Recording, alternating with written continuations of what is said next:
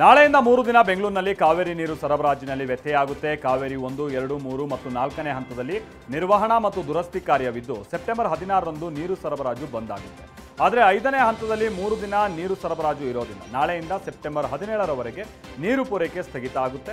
ಯಶವಂತಪುರ ವ್ಯಾಪ್ತಿಯ ಕೆಲ ಏರಿಯಾಗಳು, ಬೆಂಗಳೂರು ದಕ್ಷಿಣ, ಬ್ಯಾಟರಾಯನಪುರ, ಟಿ ದಾಸರಹಳ್ಳಿ, ಮಹದೇವಪುರ, ರಾಜರಾಜೇಶ್ವರಿ ನಗರ, ಬೊಮ್ಮನಹಳ್ಳಿ ಪ್ರದೇಶಗಳಲ್ಲಿ ನೀರು ಸರಬರಾಜು 3 ದಿನ ಕಂಪ್ಲೀಟ್ ಬಂದ್ ಆಗುತ್ತೆ. ಅಗತ್ಯ ಇದ್ದಷ್ಟು ನೀರನ್ನು ಸಂಗ್ರಹಿಸಿಕೊಳ್ಳೋದಕ್ಕೆ BWSSB ಸೂಚಿಸಿದೆ. ರಾಜ್ಯದ ಜನರಿಗೆ ಮತ್ತೊಂದು ದರ ಏರಿಕೆಯ ಶಾಕ್ ಕಾದಿದೆ. ವಿದ್ಯುತ್ ದರ ಏರಿಕೆ ಮಾಡುವಂತೆ ವಿದ್ಯುತ್ ಶಕ್ತಿ ನಿಯಂತ್ರಣ ಆಯೋಗಕ್ಕೆ ಬೆಸ್ಕಾಂ ಪ್ರಸ್ತಾವನೆಯನ್ನು ಸಲ್ಲಿಸಿದೆ. ವಾಣಿಜ್ಯ ಕೈಗಾರಿಕಾ ವಲಯದಲ್ಲಿ ಪ್ರತಿ ಯೂನಿಟ್ ವಿದ್ಯುತ್ಗೆ ₹1 ಏರಿಕೆಗೆ ಪ್ರಸ್ತಾವನೆ ಸಲ್ಲಿಸಲಾಗಿದೆ. ಬೆಸ್ಕಾಂ ನಡೆ ವಿರುದ್ಧ FKCCI ತೀವ್ರ ಅಸಮಾಧಾನ ಹೊರಹಾಕ್ತಾ ಇದೆ.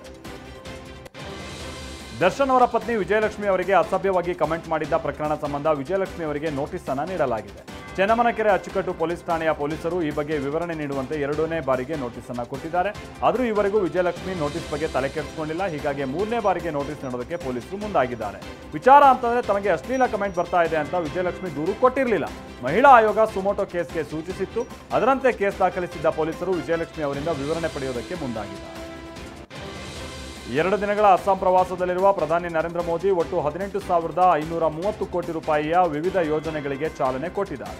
ಇವತ್ತು ದರಾಂಗ್ ಜಿಲ್ಲೆಯಲ್ಲಿ 6,300 ಕೋಟಿ ರೂಪಾಯಿ ವೆಚ್ಚದ ಯೋಜನೆಗಳಿಗೆ ಚಾಲನೆಯನ್ನು ಕೊಟ್ಟರು.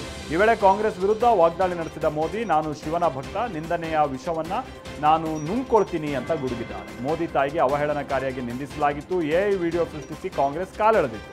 ಇದಕ್ಕೆ ಮೋದಿ ಹೀಗೆ ಪರೋಕ್ಷವಾಗಿ ಕುಟುಕಿದ್ದಾರೆ.